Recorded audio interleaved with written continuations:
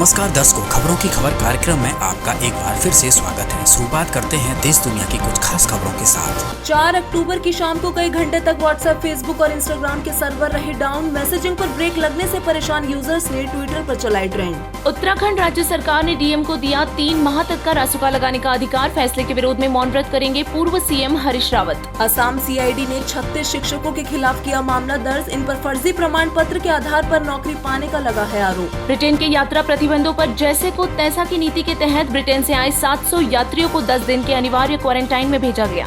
समाज सुधारक संत रामपाल जी महाराज जी के सानिध्य में नेपाल में प्रतिवर्ष दशहरा पर होने वाली पशु बलि के विरोध में संत जी के अनुयायियों द्वारा 21 जिलों में पशु बलि एवं जीव हिंसा विरुद्ध शांति रैली का आयोजन किया गया, जिसमें 12,000 से भी अधिक अनुयायियों ने हिस्सा लिया।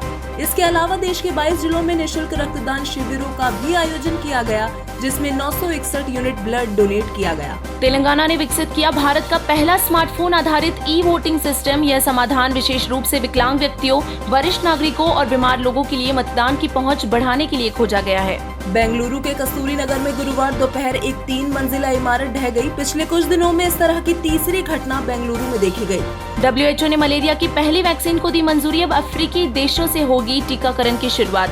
भारत में हर साल 3 लाख से ज्यादा मलेरिया के केस पाए जाते हैं। यूपी के बाराबंकी में हुआ भीषण सड़क हादसा। एक टूरिस्ट बस के ट्रक से टकराने के बाद 15 यात्रियों की हो गई मौत, वहीं 30 यात्री हुए बुरी तरह से घायल। एक गाय को बचाने की कोशिश में हुआ ये हादसा। जगत गुरु तत्वदर्शी संत रामपाल जी महाराज जी के सानिध्य में कर्नाटक, महाराष्ट्र और उत्तर प्रदेश में संपन्न हुए 4 दहेज रहित विवाह।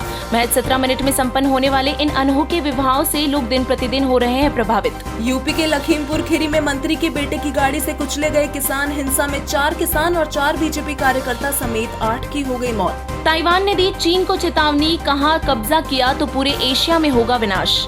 आंगनवाड़ी कार्यकर्ताओं व सहायिकाओं का अब 50-50 लाख का होगा बीमा। गरीब कल्याण योजना के तहत अब मिलेंगे अनेकों लाभ। महाराष्ट्र की एंटी नारकोटिक सेल ने 10 लाख से ज्यादा की ड्रग्स के साथ 3 नाइजीरियन को किया गिरफ्तार। किसान आंदोलन में जान गंवाने वाले 147 किसान परिवारों को पंजाब में अब मिलेगी सरकारी नौकरी। पंजाब सरकार ने की घोषणा। कर्नाटक के विजयनगर में दूषित पानी पीने से 6 लोगों की हो गई मौत। सीएम बोम्मई ने दिए जांच के आदेश। असम के करीमगंज में हैंगिंग ब्रिज गिरा। घटना में 30 छात्र हुए बुरी तरह से घायल। स्कूल से घर लौटते वक्त हुआ हादसा। अमृतसर एयरपोर्ट से 1 किलो सोना किया गया जब्त। दुबई से आए इस युवक के पास से बरामद किए गए सोने की कीमत 48 लाख रुपए बताई जा रही है। अफगानिस्तान में तालिबानियों ने जारी किया नया फरमान। अब पिछले 20 साल के दौरान हासिल की गई डिग्रियों को नहीं मिलेगी कोई मान्यता। कश्मीर में 5 दिन में आम लोगों पर हुआ 7वां हमला। श्रीनगर के स्कूल में घुसे आतंकियों ने प्रिंसिपल और टीचर की ID कार्ड चेक किए और फिर गोलियां मारकर कर दी हत्या। 4 देशों को 40 लाख वैक्सीन एक्सपोर्ट करेगा भारत। बांग्लादेश, नेपाल और म्यांमार को 10-10 लाख कोविशील्ड तो ईरान को 10 लाख को वैक्सीन भेजेगा भारत।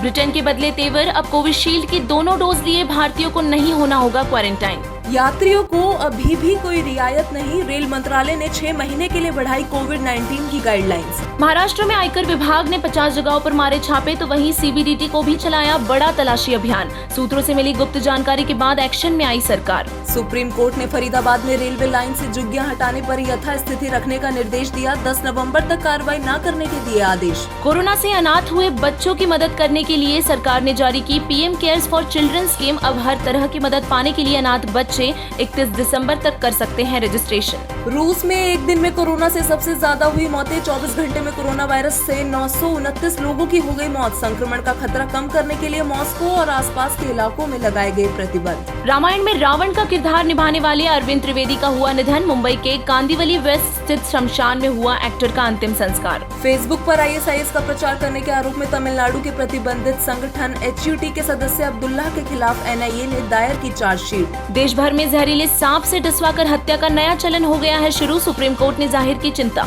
सरकार ने 11.56 लाख रेल कर्मचारियों के लिए 78 दिन के बोनस का किया ऐलान। यूनेस्को की एक रिपोर्ट के मुताबिक देश के 1.1 लाख स्कूलों में केवल एक ही शिक्षक मौजूद है, तो वहीं 11 लाख से अधिक शिक्षक पद अभी भी है खाली। NIA ने एक श्रीलंकाई नागरिक और लिट्टे की खुफिया शाखा के पूर्व सदस्य को पाकिस्तान से श्रीलंका में हथियारों और मादक पदार्थों की तस्करी में शामिल होने के आरोप में गिरफ्तार किया। CBDT के चलते 53 3.54 लाख से अधिक करदाताओं को जारी किया गया 82,000 करोड़ से ज्यादा का रिफंड। आयकर विभाग ने किया खुलासा। छत्तीसगढ़ के कवर्धा में झंडे को लेकर हुआ विवाद। शहर में झड़प के बाद धारा 144 लागू की गई, वहीं 50 से ज्यादा लोगों को किया गया गिरफ्तार। तालिबान ने अफगानिस्तान के दयाकुंडी प्रांत में 13 लोगों की हत्या की। मारे गए सभी लोग हजारा समुदाय के थे। क्रूज पार्टी में ड्रग्स के मामले को लेकर फंसे शाहरुख खान के बेटे आर्यन खान जमानत याचिका के खारिज होने के बाद अब जेल में ही रहेंगे आर्यन। टाटा सन्स ने नीलामी में सबसे अधिक बोली लगाकर अपने नाम कर ली एयर इंडिया। 18,000 करोड़ की कीमत में तय हुई बिक्री।